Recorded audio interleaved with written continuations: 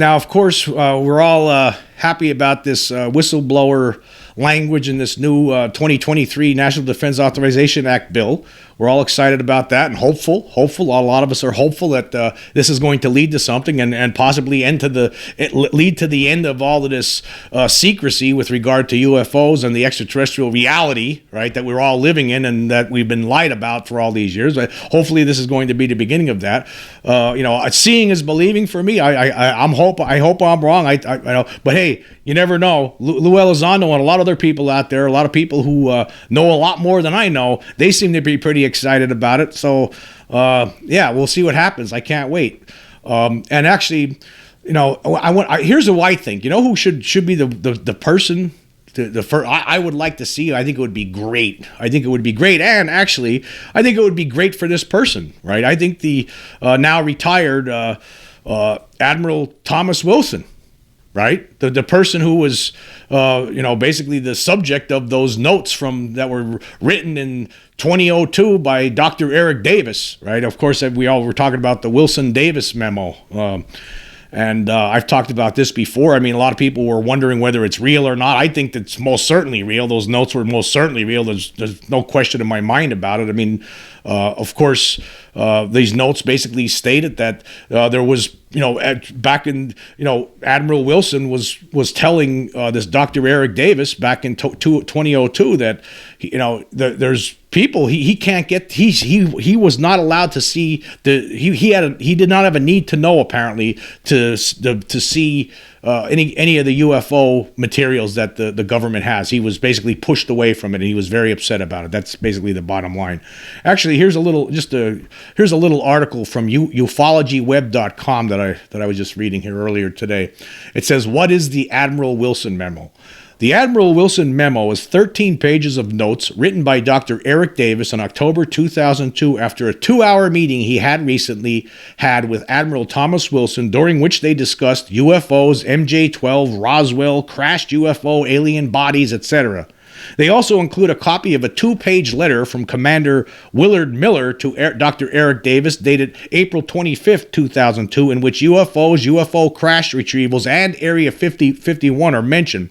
In the spring of 1997, when Admiral Thomas Wilson was still Deputy DIA Director for the Joint Chiefs of Staff, a series of events occurred, and these notes go some way in explaining what happened during those events. The importance of the notes is that they confirm what was discussed, namely the existence of projects that were created for the purpose of studying extraterrestrial technology and extraterrestrials themselves.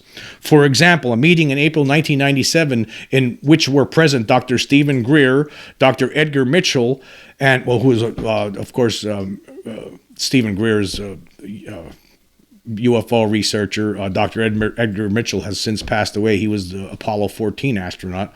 And walked on the moon at one point, and U.S. Navy Lieutenant Commander Willard Miller. The subjects discussed during this meeting included the existence of highly secretive private organizations tasked with studying the technology and ET bodies retrieved from crashed UFOs for the purpose of reverse engineering the technology in order to understand it and make use of it. The notes later go on to present the thesis of the book, The Day After Roswell. This book explains how today's integrated circuit chips, fiber optics, lasers, and super tenacity fibers were seeded into civilian technology by reverse engineering alien technology.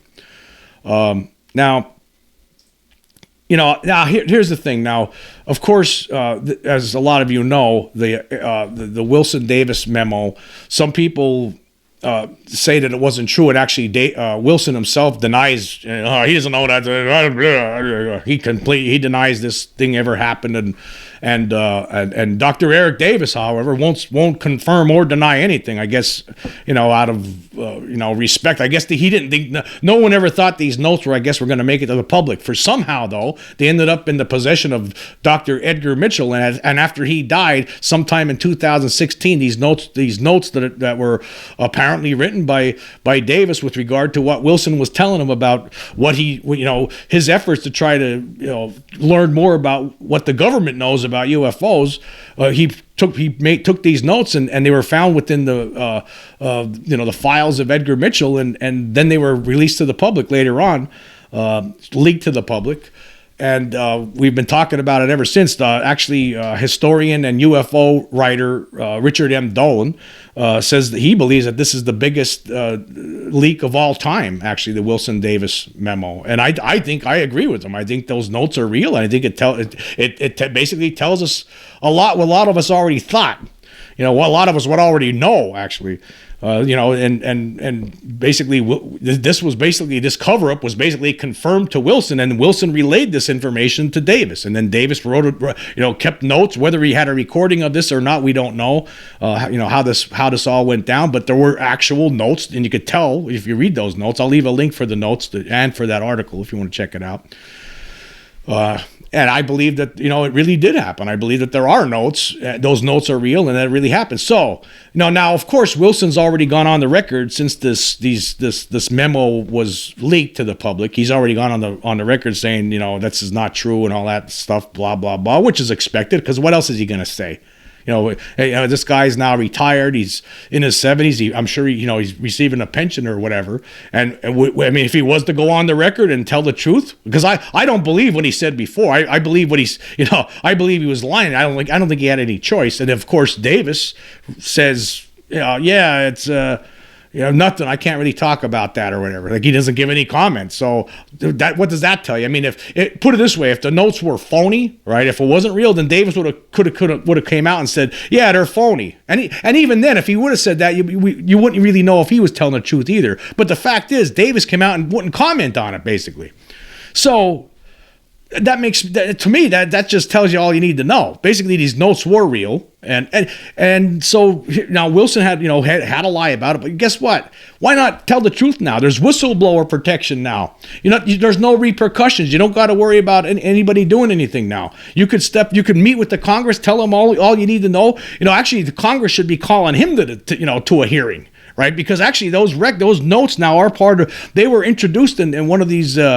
I think this past year, actually, they were introduced during one of those House Intelligence Committee meetings. Those notes were introduced to the record. So people in the Congress should be requesting, in that House Intelligence Committee, should be asking him to come to the floor here and tell him to tell the Congress what he knows.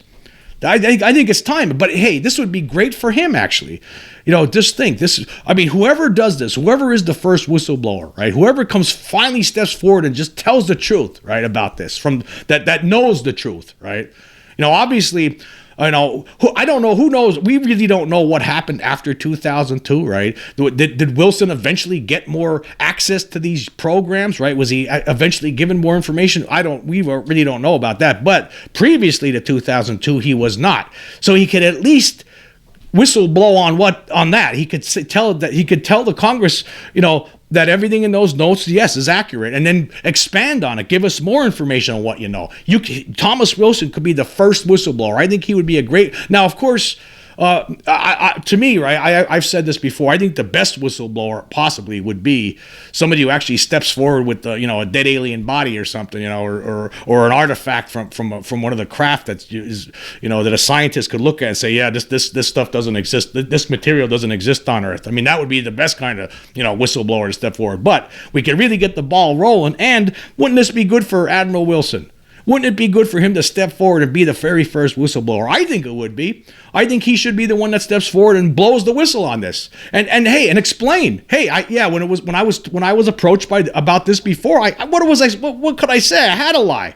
I don't know how this would affect it. I don't know how this could have affected me. It would have been negative. But now that there's whistleblower protection, nobody could do anything to me. Right, so that's why I think that he should be the one to step forward, the first one. That would be great, and plus I think it would be good for him. It would be good for it would add to his already stellar legacy. I mean, wouldn't it be something? I mean, wouldn't you want to be the first person to finally really crack the ice on this?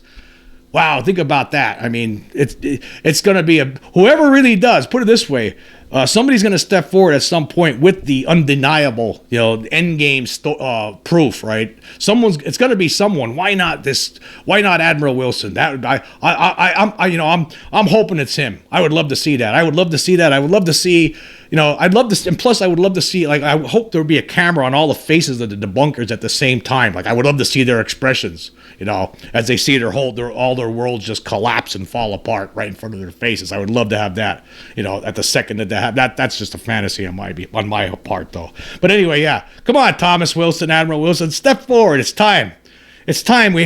Don't worry about nothing, right? There's no retributions for telling the truth on UFOs now.